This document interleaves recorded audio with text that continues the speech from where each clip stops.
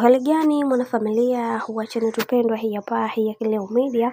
Kama ndo mara yako ya kwanza basi nikusihi usisahau kusubscribe, kulike, kushare pamoja na kucomment. Bwana mkubwa Diamond Platnumz awajibu wasanii wote ambao wanamuongelea vibaya, na akawaambia kwamba mnatakiwa kuweza kumheshimu sana bibie Zuchu, kwa sababu Zuchu ni moja kati ya mwanamke ambaye ninampenda sana, hususan kwa yale ambayo yaliweza kuongeleka na wengi wenu mmekuwa mkiongea sana kuhusiana na maisha yangu kiujumla. Hili jambo sijapendezwa nalo na sipendezi kuona haya yanayoendelea yaweze kuwa katika moja kati ya kitu ambacho kinachonikwaza.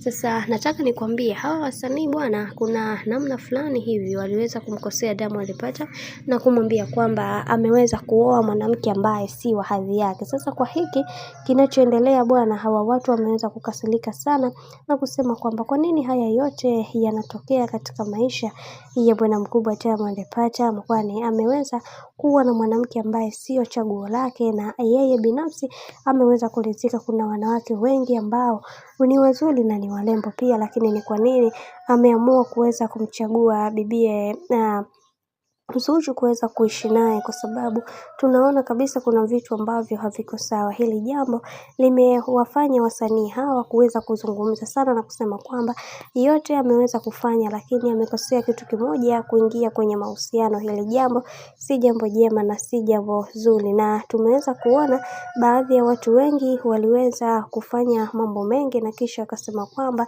kwa hiki ambacho alichoweza kukifanya bwana mkubwa Diamond Platnumz si kitu kizuri, kwa sababu kuna vitu vingi ambavyo vipo katika maisha, hivyo kila mtu ana chaguo lake sahihi. Sasa kwa hiki kinachoendelea kwa kipindi hiki imekuwa kama ni tatizo kubwa sana kwa upande wa Diamond Platnumz, kwani anachukizwa sana na hivi ambavyo anaona mke wake kila wakati anasemwa. Ile jambo linamuumiza, anakuambia kwamba hapendezwi kabisa na wasanii ambao wanaomzungumzia vibaya mke wake, na anatamani kuweza kuona kila kitu kinakuwa sawa, na wanatamani kuweza kuhakikisha maisha yake yanakuwa katika mikakati na misingi iliyo bora zaidi. Sasa hicho ndicho ambacho Diamond Platnumz ameweza kukiongea na anakitaka kiweze kuwa mwanzo mwisho. Hataki kabisa kuweza kuhakikisha kila kitu kinakuwa katika misingi na mikakati iliyo imara zaidi. Bwana, mambo ni mengi sana, alafu muda ni mchache.